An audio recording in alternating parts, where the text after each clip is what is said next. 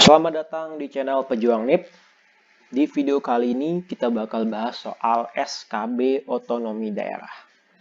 Jadi ini merupakan video kelanjutan dari pembahasan kita soal pemerintahan daerah. Nah, buat teman-teman yang belum nonton video sebelumnya, silahkan cek di description box ya. Oke, jangan lupa juga buat teman-teman yang belum subscribe channel ini, silahkan tekan tombol subscribe agar tidak ketinggalan video-video berikutnya. Oke, langsung saja kita mulai nomor 1.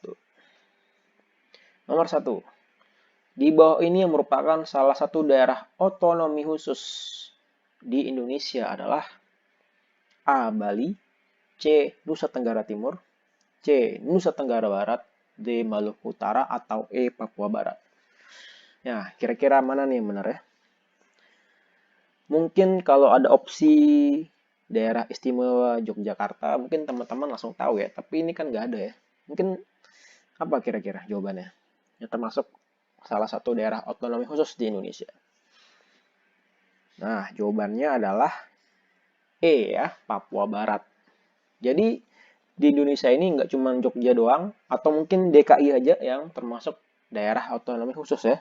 Tapi ada total 5 daerah ya, atau 5 provinsi di Indonesia yang termasuk dalam daerah otonomi khusus.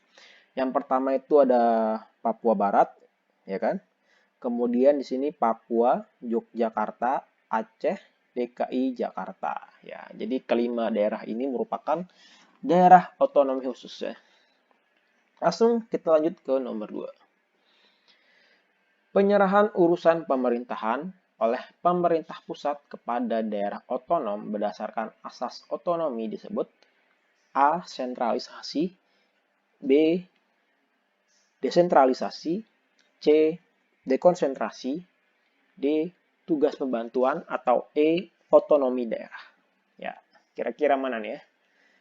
Dan ternyata jawabannya adalah B ya, desentralisasi.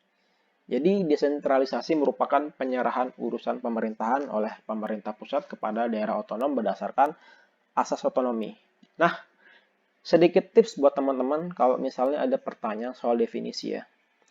Usahakan teman-teman itu mengambil definisi dari peraturan perundang-undangan ya. Nah, jadi kalau teman-teman buka undang-undang dan sejenisnya, peraturan pemerintah, itu biasanya di awalnya tuh ada semacam penjelasan definisi ya dari istilah-istilah yang digunakan di peraturan tersebut. Kayak contohnya yang ini, desentralisasi ini saya ambil dari Undang-Undang Nomor 23 tahun 2014 ya. Jadi ini adalah undang-undang yang membahas soal pemerintahan daerah ya. Jadi di situ ada definisinya dan silakan teman-teman jadikan definisi di peraturan tersebut sebagai sumber utama ya, referensi utama. Jadi teman-teman memahami istilah-istilah ini melalui penjelasan yang ada di peraturan perundang-undangan tersebut. Kita lanjut ke nomor 3. Nah, ini juga sama. Saya ngambil dari Undang-Undang Nomor 23 tahun 2014 tentang pemerintahan daerah. Hak, wewenang, dan kewajiban daerah otonom untuk mengatur dan mengurus sendiri urusan pemerintahan dan kepentingan masyarakat setempat dalam sistem negara kesatuan Republik Indonesia disebut A. Sentralisasi, B. Desentralisasi, C. Dekonsentrasi, D. Tugas pembantuan, atau E. Otonomi daerah. Ya, jadi ini hak, wewenang, kewajiban daerah otonom untuk mengatur dan mengurus sendiri urusan pemerintahan. Dan jawabannya adalah E ya, otonomi daerah. Jadi otonomi daerah adalah hak, wewenang, dan kewajiban daerah otonom untuk mengatur dan mengurus sendiri urusan pemerintahan dan kepentingan masyarakat setempat dalam sistem negara kesatuan Republik Indonesia. Nah, kita lanjut ke soal berikutnya. Nomor 4. Pejabat yang menggemban posisi sebagai sekretaris dalam Dewan Pertimbangan Otonomi Daerah adalah A. Presiden, B. Wakil Presiden, C. Menteri Dalam Negeri, D. Menteri Perencanaan Pembangunan Nasional, dan E. Gubernur DKI Jakarta. Nah, kira-kira yang mana nih benar ya? Dewan Pertimbangan Otonomi Daerah. Sekretaris. Dan jawabannya adalah C ya, Menteri Dalam Negeri. Ya. Jadi Dewan Pertimbangan ini memang diisi oleh pejabat-pejabat ya. Jadi untuk sekretaris itu Menteri Dalam Negeri ya. Kemudian ketua ya. Ketua itu yang menjadi ketua adalah langsung dari wakil presiden ya. Ini sebagai ketua.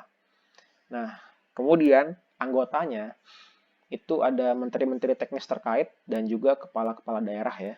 Jadi masing-masing memiliki jabatan tersendiri lah di bagian Dewan Pertimbangan Otonomi Daerah ini. Oke, jadi sekretarisnya adalah C ya, Menteri Dalam Negeri. Kita lanjut ke soal berikutnya.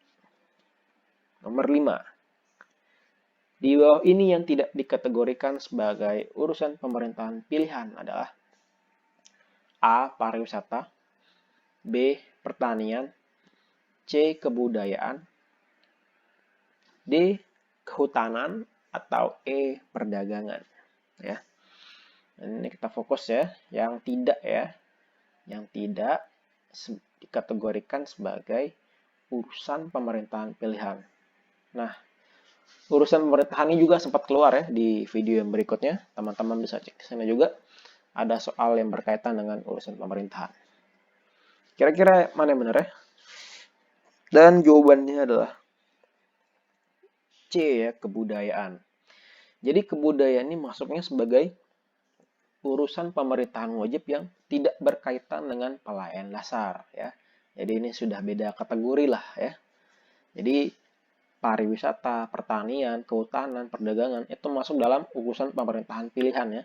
Yang dimana urusan pemerintahan pilihan ini memang menyesuaikan dengan potensi daerah masing-masing ya. Jadi disesuaikan, tidak wajib bagi semua daerah. Jadi menyesuaikan dengan potensi yang ada di daerah tersebut ya. Jadi yang tidak termasuk urusan pemerintahan pilihan adalah C ya, kebudayaan. Nomor 6. Rancangan Perda Provinsi tentang APBD yang akan ditetapkan oleh gubernur harus terlebih dahulu melalui evaluasi yang dilakukan oleh A. Presiden, B. Menteri Keuangan, C. Menteri Dalam Negeri, D. Kepala BPK RI, atau E. Ketua DPR RI. Ya, mana yang benar ya? Yang benar adalah C ya, Menteri Dalam Negeri. Nah, jadi memang rancangan Perda Provinsi yang mengatur tentang APBD itu harus mendapatkan evaluasi Menteri Dalam Negeri dulu sebelum ditetapkan oleh kepala daerah, ya kan? Jadi hasil evaluasi rancangan Perda Provinsi jika disetujui diikuti dengan pemberian nomor register. Jadi nomor register ini penting ya sebelum ditetapkan oleh kepala daerah itu harus sudah mendapatkan nomor register dulu rancangan perdanya ya, baru bisa disahkan dari rancangan perda menjadi perda ya. Jadi untuk bagian APBD ini memang harus dapat evaluasi dulu dari Menteri Dalam Negeri.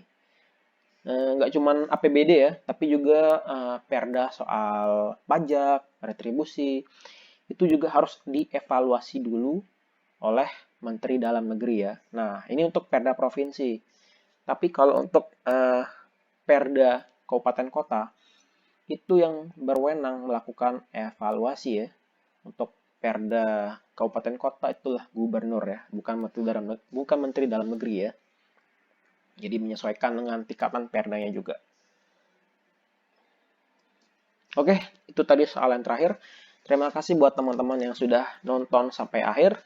Jangan lupa subscribe channel ini dan tidak lupa tinggalkan komentar juga untuk teman-teman yang mau request atau mengajukan pertanyaan. Jangan lupa juga like dan share agar semakin banyak orang yang mendapatkan manfaat dari video ini. Oke, sekian dari saya dan semangat untuk teman-teman semua yang sedang mempersiapkan diri untuk SKB CPNS dan semoga sukses.